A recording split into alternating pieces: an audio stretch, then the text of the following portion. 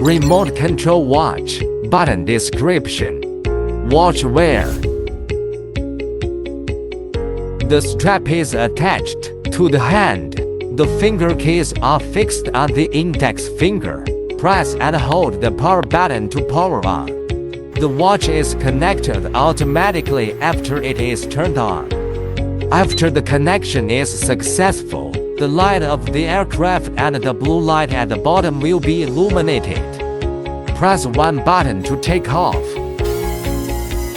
Short press again to land.